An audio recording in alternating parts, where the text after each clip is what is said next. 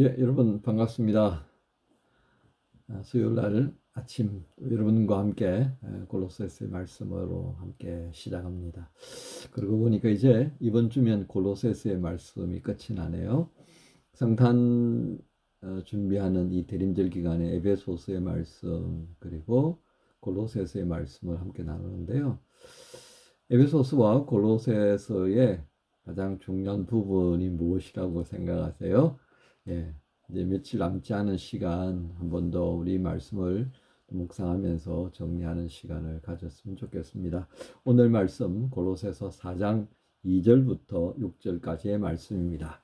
2절부터 6절까지 우리 같이 말씀 봉독하십시다. 기도를 계속하고 기도에 감사함으로 깨어있으라. 또한 우리를 위하여 기도하되 하나님이 전도할 문을 우리에게 열어주사 그리스도의 비밀을 말하게 하시기를 구하라. 내가 이 일 때문에 매임을 당하였노라. 그리하면 내가 마땅히 할 말로써 이 비밀을 나타내리라. 외인에게 대하여서는 지혜로 행하여 세월을 아끼라.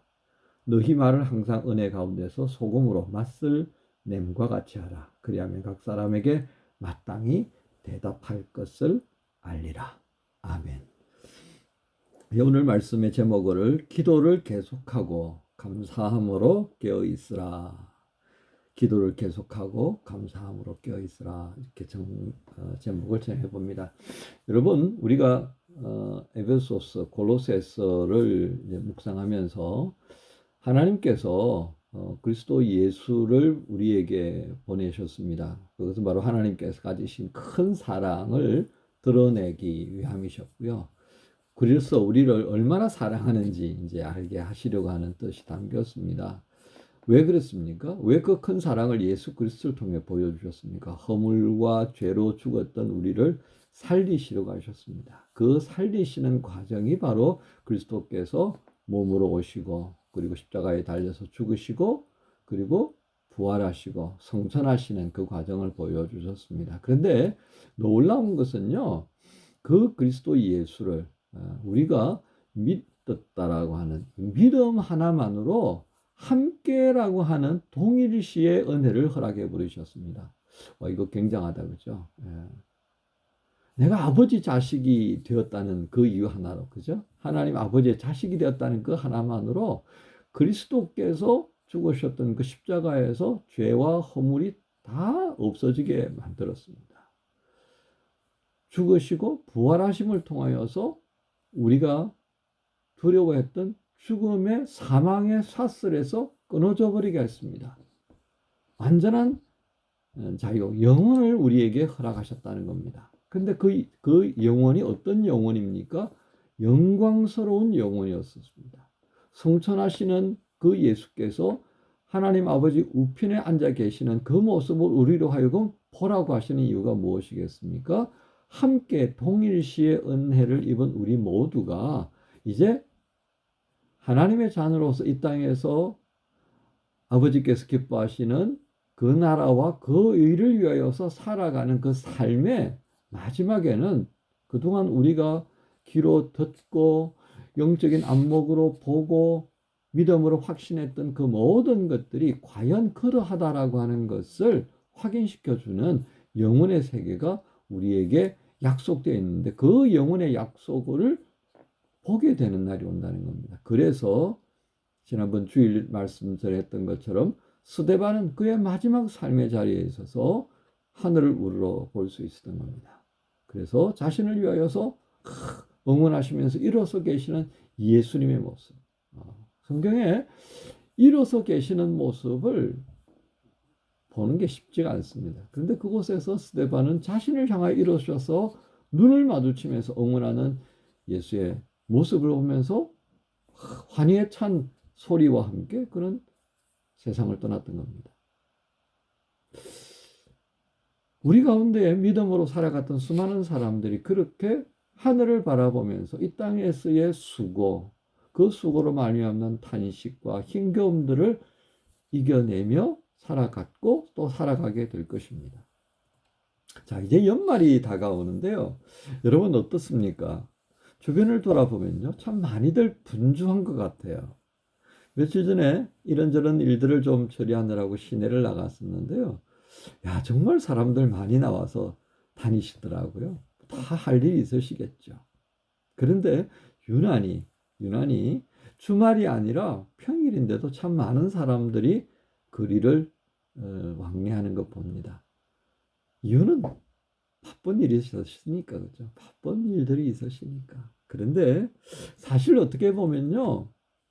우리가 지금 바쁘게 뭐 여긴다 그러면 이것저것 하고 있는데 그것 모두가 우리 평상시에 지금까지 또 하고 있는 일이었잖아요. 새로운 일 아니었잖아요.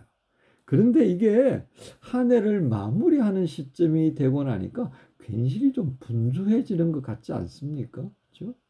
또 마무리해야 되고 저것도 마무리해야 되고 뭐 이상하게 막 이런저런 바쁜 상황으로 자꾸 몰아가는 듯한 분위기가 됩니다.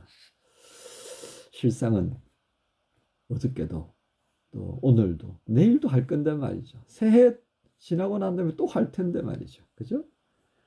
그런데 이렇게 우리가 분주하게 살다 보면 어떻습니까? 모든 걸 다 제대로 하기는 쉽지 않습니다. 뭔가 하나는 좀 소홀해지는 것 같다 싶지 않습니까? 예, 그렇습니다. 분명히 무엇인가는 좀 소홀해져요. 특히 신앙생활하는 우리 그리스도인들은 어떤 부분이 좀 소홀해지나요? 예, 뭐 잘 아시잖아요, 그죠? 말씀 읽고 묵상하고 기도하고 하는 이 영적인 양식을 취하는 일에 그것을 위하여서 시간을 할애해내는 이 부분들이 자꾸 후순위로 밀려가는 것을 봅니다. 지난 주일 같은 경우 대림절 네 번째 주간인데요. 아마도 제일 적었던 예배 참여자들의 모습이 있지 않았나 싶습니다. 그래도 우리 교회 요즘 출석 예전에 비하면요 적은데도 많은 숫자인 것처럼 보이는 건 사실이에요. 그러나 그게 무슨 의미가 있겠습니까? 저는 그걸 지켜보고 거리에 나가서 사람들이 왕래하는 걸 보면서 그런 생각이 들었습니다. 아, 우리가 참 지금 바쁜 시절이구나. 그런데 그 바쁜 까닭에 후순위로 밀려나는 것은 결국 주님과 함께 교제하는 것이구나. 그런 생각이 드니까 좀 섭섭해져 가더라고요. 자, 오늘 그런 우리의 삶의 자리에서 이 대림절 네 번째 주간을 보내고 며칠 남지 않은 성탄 주일을 이제 또 우리가 맞이하게 될 텐데요. 바로 이 시점에 바울은 우리에게 무엇을 권면합니까? 기도하라고 권면합니다. 그리고 그 기도할 때 또 어떤 모습으로요? 감사함으로 인하여서 깨어 기도하라고 말합니다. 여러분 이거 굉장히 의도성을 담고 있습니다. 기도하라고 그러면 될 텐데 거기에 플러스 감사가 들어가 있습니다. 어떤 의미겠습니까?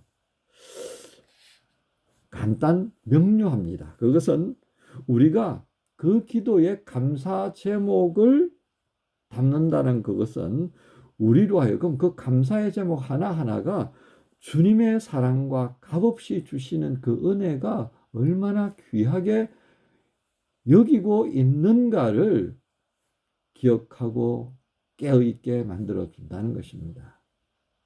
기도의 내용이 여러 가지 있을 수 있잖아요. 그죠? 후회도 될 수 있고, 바램도 있을 수 있고요. 그런데 오늘 바울은 어떤 제목으로요? 감사였습니다. 감사. 분주한 이런저런 일들로 막 몰려갈 수 있는 그런 삶의 자리들을 향해 또 골로새 교회가 이방 지역에 있는 이방인이었다가 예수 믿는 자리에 섰던 사람들이 모인 교회니까 또 이런저런 어려움들이 얼마나 많았겠습니까? 그런 자리에 감사함을 보라고 하나님께서 우리에게 사랑을 주시고 값없이 주셨던 그 감사 제목을 헤아려 보라고 하는 것은 그것은 성도로서 깨어 있도록 만드는 굉장히 중요한 근원의 역할을 한다라고 하겠습니다. 목마를 때 시원한 물을 먹게 해주는 그런 회복의 근원, 용기를 불어넣어 주고요. 그리고 위로를 주는 근원으로서의 이 감사 제목들. 그것 때문에 우리는 어떻습니까? 우리의 영이 깨어 있을 수 있다라고 하는 것입니다. 또 이 감사 제목이 있다라고 하는 것 때문에 또 어떻게 될 것 같습니까? 주님께 계속해서 눈을 맞추지 않겠습니까? 주님께 마음이 자꾸 가지 않을까요? 그와 함께 바울은 이렇게 감사의 제목을 가지고 기도하라고 한 것과 함께 이제 또한 우리의 모습이 기도의 동역자, 사역의 동역자가 되길 바라는 마음을 가지고 있습니다. 그래서 그런 3절에 또한 우리를 위하여 기도하되 하나님의 전도할 문을 우리에게 열어주사 그리스도의 비밀을 말하게 하시기를 구하라. 내가 이 일 때문에 매임을 당하였다. 여러분 감사 제목을 가지고 주를 바라보다 보면 그 마음 속에 용기도 나고 위로도 난다는 이야기를 들었습니다. 그리고 또 누군가를 위하여서 중보할 수 있는 마음의 여유도 생겨나는 것입니다. 바로 그것을 바울이 기대한 것 같습니다. 감사가 있고요. 그 감사로 인해서 우리의 영이 깨어 있다 보니까 바울을 위하여 어떤 기도가 있어야 되는가도 헤아려 줄 수 있는 이 심령의 여유로움. 바울은 그것을 반드시 기대했던 것 같습니다. 여러분 어떻습니까?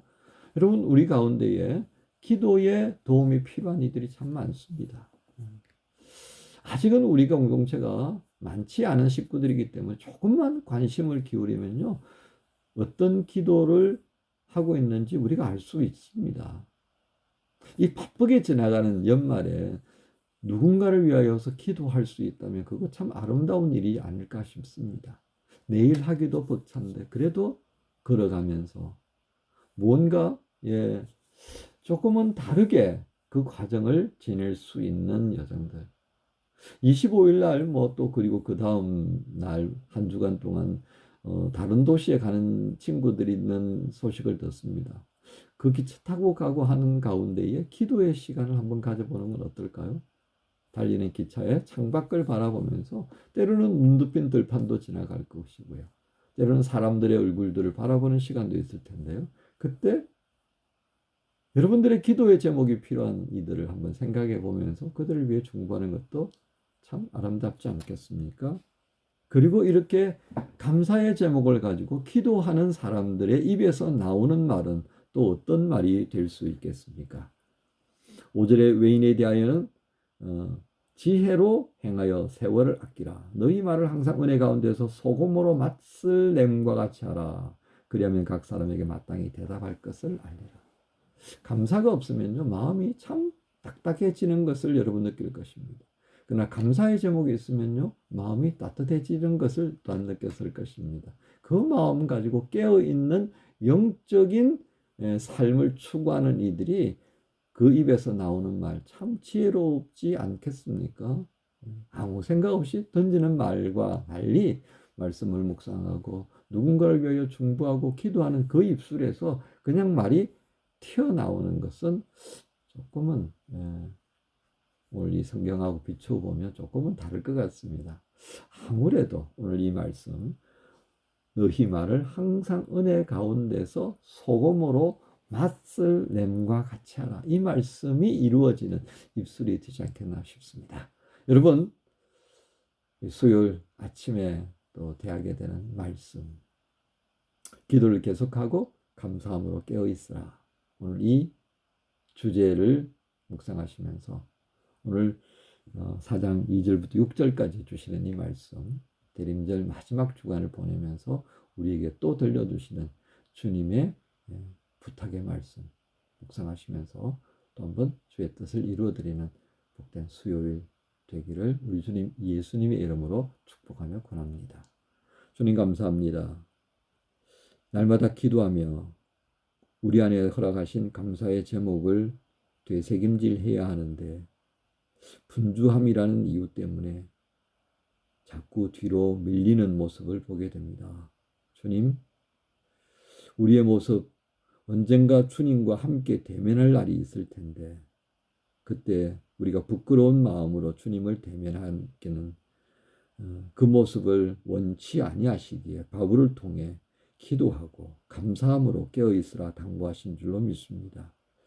밝은 얼굴로 그날에 우리를 보고 싶어 하시는 주님, 이 대림절 4번째 주간을 보내고 또 성탄을 준비하는 우리의 심령 속에 그동안 한 해 동안 우리에게 허락해 주셨던 감사의 제목을 되새김질하고 분주함 가운데서도 주님께 기쁨 드리는 또한 하루의 삶을 감당할 수 있도록 인도해 주옵소서. 감사합니다. 예수님 이름으로 기도합니다. 아멘.